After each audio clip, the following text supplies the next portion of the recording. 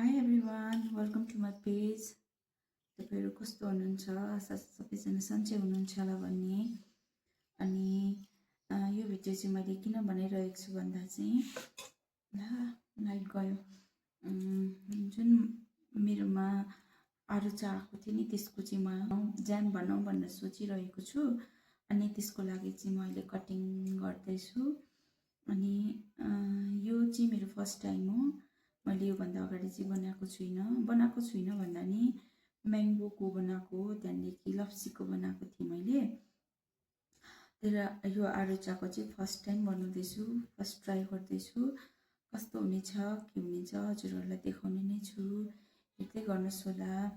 अहिले भने चाहिँ मैले काट्दैछु। अब तपाईँहरूलाई यो काटिसकेर देखाउने छु के हुन्छ कस्तो हुन्छ, हेर्दै गर्नुहोस् होला।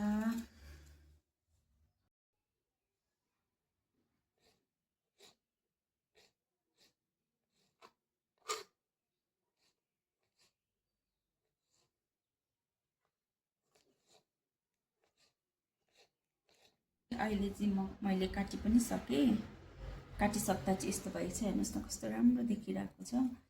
यो खास त नकाटिकन गर्दा नि हुन्थ्यो होला, तर मलाई चाहिँ कसरी बनाऊँ भनेर मन लाग्यो भने यसको दाना सेपरेट गरेर मात्रै बनाउनु पर्यो भनेर सोचेर चाहिँ मैले काटेको। अब दानासँगै गर्दा चाहिँ टाइम लाग्छ होला, त्यसलाई बोइल गर्नु ओर्नु पुरा टाइम लाग्छ। अनि यो चाहिँ म अब बोइल नगरिकन डाइरेक्ट गर्नेछु।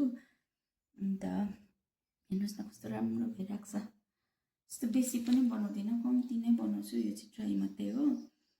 अनि कस्तो हुनेछ तपाईँहरूलाई नि भन्ने नै छु।